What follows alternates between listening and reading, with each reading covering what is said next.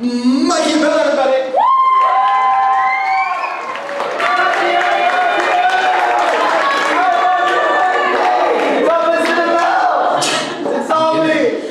Alrighty, so before I start, I want to do my check it out for this week. Yeah. Maybe. We good? Yeah, Mikey. Yeah, we're good? One second. There it goes. Alright, so first off, quick note before I check it out, if you love the song Oceans and everything, KB actually did a version of it where he adds rap into it. So if rap's more of your speed than worship music, go check that out first. But then my real one is the album by KB called Today We Rebel. He released it last year, but it's been real present because he's in the album. He calls out people within the church and people that are serving or actually are on staff and just saying, hey, stop acting and actually put forth your faith and be a part of it and preach and act what you preach. So that's that. And then, so my sermon tonight is called, no. What's it mean? Why Not Now? It's about serving and what is holding you guys back from taking that step or the next step in furthering your faith. And so the question is, you should be asking yourself is why not now? Well, so that brings me to the Oklahoma trip this past summer, which was probably the highlight of my summer, not gonna lie. Yeah, let me brag. Oh, yeah. And so there's a few videos here. The first one is before, The first one is, after the first day of serving, we are all hyped up, we're on fire for God, and we just can't wait to serve another day. But first off, we have to make our quick stop at Sonic. Yeah! So, sorry for the bad singing, it's all me. The rain's unstoppable. We'll shout your praise forevermore. Jesus, our God, unstoppable. Nothing shall be impossible. Your kingdom reigns unstoppable. So, that's us being on fire and can't wait to serve another day. But let's take it a step back and go on the road trip up. It's supposed to be 12 hours, turned into 14 because we decided we had to stop every 15 minutes, it seemed like. But this is when Josh's sermon's going and we decided to worship to get us ready for serving. Look at that beautiful face.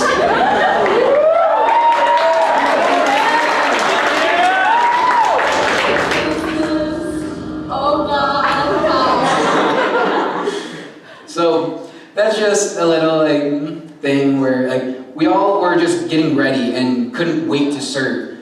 But let's move to move to the last day of the serving. So there's three groups of the Oklahoma trip. There's the VBS group that stayed with the kids and made those bonds and showed them early on the love of Christ. The second one was a group that helped paint the middle school, high school, and even a house in the community. Yeah. And they were there just making it look good and presentable so it didn't look run down. Well, there was the third group, which was what I was in, called the hard work group. Yeah! And so we went to this lady's house, Miss Tammy, and she was like, hey, I have all this yard work that needs to be done. Can we get it done within this first day? And we're like, maybe. It was a lot. So we decided that we, instead of going and helping the paint the high school and middle school, we'd stay there and help her out. So that was pulling up bushes, smashing rocks, cutting down branches, all that stuff. Well, this one here is one of the rocks that was sticking up out of the ground. She wasn't able to mow her lawn because the rocks were sticking up, so if she hit it, it would bend the blades and just not be good. So we decided to take a sledgehammer and smooth them out. So strong! So right there, you guys can kind of see that with hitting the rock, yeah, a bunch of dust came out, but that's all it was basically. Every time we switched between people, like hitting the rock, it seemed like it did nothing, or the first hit wasn't enough to do anything. But by the 30th or 40th hit, it actually seemed like we got a little bit done. And there was a lot of rocks to do that. So that can make it feel like a cycle, and that you can feel that way in serving as well, that when you're serving, it's just a constant cycle, and it's just repetitive, that just you want to get out of that. And when it hurts when someone new comes in and is praised and gets all the attention and recognition, that you're like, what about me? Like, I was here way before them, like, what about me? So that brings me to the passage in Luke 15, and it says, it's Jesus talking to the Pharisees, and he's giving them this parable about two brothers and how one leaves. So it says, Jesus continued, "There was a man who had two sons. The younger one said to his father, 'Give me my share of the estate.' So he divided up the property between them. Not long after, the younger son got to all he had, set off for the distant country, and squandered his wealth in wild living." So, party! But then, after he spent everything, there was a severe famine in the whole country, and he began to be in need. So he went and hired himself out to a citizen of the country, who sent him to the fields to feed the pigs. He longed to fill his stomach with pods that the pigs were eating, but no one gave him anything. When he came to his senses, he said, How many of my father's hired servants have food to spare, and here I am starving to death? I will set out and go back to my father and say to him, 'Father, I have sinned against heaven and against you. I am no longer worthy to be called your son. Make me like one of your hired servants.' So he got up and went to his father. But while he was still a long way off, his father saw him and was filled with compassion for him. He ran to his son, threw his arms around him, and kissed him. The son said to the father, and he said to him, 'Father, I have sinned against heaven and against you. I am no longer worthy to be called your son.' But the father said to his servants, 'Quick, bring the best robes and put it on him. Put a ring on his finger and sandals on his feet. Bring a fattened calf and kill it. Let's have a feast and celebrate. For the son of mine was dead and is alive again. He was lost and is found.' So they began to celebrate. Meanwhile, the older son was in the field. When he came near the house, he heard music and dancing. So he called of the servants and asked him, 'What is going on?' 'Your brother has come,' he replied, 'and your father has killed the fattened calf because he has him back home, back safe and sound.' The older brother became angry and refused to go on. So his father went out and pleaded with him. But he answered his father, 'Look, all these years I have been slaving for you and never disobeyed your orders. Yet you have never even given me a young goat so I could celebrate with my friends. But when the son of yours, who has squandered your property with prostitutes, comes home, you kill the fattened calf for him.' 'My son,' the father said, 'you are always with me, and everything I have is yours. But we had to celebrate and be glad because this brother of yours was dead and is alive again. He was lost and is found.'" I know that's a lot right now, but to me that's a big slap in the face. I can relate with that older brother the whole 9 yards, because I feel like I've been serving and doing what God wanted me to, but yet it's not good enough when somebody else comes in and is like, "Hey, look at me." So that brings me to, you are never more like Jesus than when you're serving. If you're serving already, you get it. You are never more like Jesus than when you're serving. But what about the people that are like the one brother that left, or like in reckless love, that one sheep that the shepherd leaves? What about them? They need to know, they come back and they're there and they start serving and we're very happy for them. But we still have that underside that's like, what about me? Like, I've been here the whole time. I want the recognition, I want the celebration, but what about me? And so that brings me to Romans 12, 5 through 8.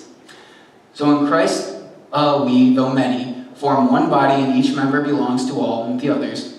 We have different gifts according to the grace given to each of us. If your gift is prophesying, then prophesy in accordance with your faith. If it is serving, then serve. If it is teaching, then teach. If it is encourage, then give encouragement. If it is giving, then give generously. If it is to lead, do it diligently.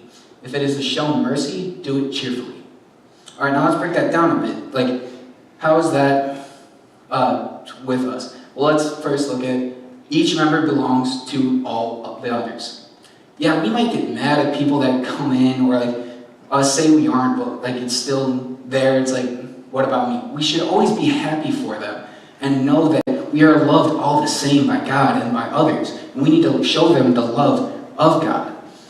But with that, we are all in one body. We're all trying to work towards a greater power. So with that, we are all one, but we're all different in the same way. We were all given different attributes and skills. As it says, we have different gifts according to the grace given to each of us. God gave us all skills and attributes that no one else has, and He wants you to use them. And some of them can be, if it's serving, then serve. If God is calling you to go somewhere, then go towards it, and He will show you how to serve in that way and be there for others. If it is to teach, then teach. If it is to encourage, then give encouragement. If it is to give generously. If it is to lead, do it diligently. God has all these things that He's placed before you, and He just wants you to use them. And He knows that you can.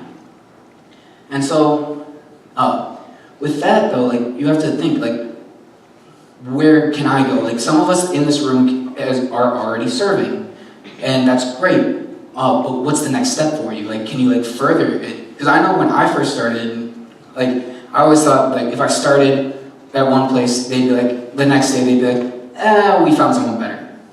Because I've been struggling with that a lot, where that I always feel like I'm second best, or not even second best. I'm worse than that. I'm the last person they pick. But with that, I know that God has given me different skills and attributes to use. And I know He's given all of you some of that they can do too. So that brings me to like Spring Hill in Oklahoma and these trips that we are offering you to use. Spring Hill, I know, is a great way to serve with children if that's what you're calling to do. And for those that don't know what they're called to do or can't feel God calling them to something, I tell you guys to pray about it and talk to God about that. And if you still can't really grasp what He's laying down, talk to the leaders you're close with, because I know that they see it in you, something that you might not see, but they see it. They could help you go to where they think you'd be good at, because that's how Eric taught me and showed me to identity. I didn't think I'd be very good at middle schoolers or helping with the youth group or something, but he was like, no, you're going to identity, you're going to be there. And so he showed me that way, and I know that like Casey and Mark and Chris and all these other leaders, they see it in you, and they will just want to pull it out and have you serve for God, because that's what it is. It's God, you are never more like Jesus than when you're serving, and they just want you to be more like Jesus and show and feel the love of Him. So you are never more like Jesus than when you're serving. And you don't have to go on a missions trip to serve either. You can serve right here at the church, because if you like to talk to people, you can be a greeter. If you like to make coffee, you can do that on Sunday mornings. Or it doesn't even have to be at the church either. You can do it in your own neighborhood, your own school, at your house. Because I know that it's going to be difficult to load that dishwasher once in a while, but you can do it without being asked, and you're serving God for that, and you're serving your parents as well. So I just call you guys to know that. Oh, excuse me. Sorry. That you just need to know, like, you need to ask yourself, why not now? What is holding me back from taking that step to accept my faith, to take my faith farther? And it's like how in Oceans as well, how it says, you can lead me farther than my feet could ever wander. God just wants you to use the skills He has given you, and you are never more like Jesus than when you're serving.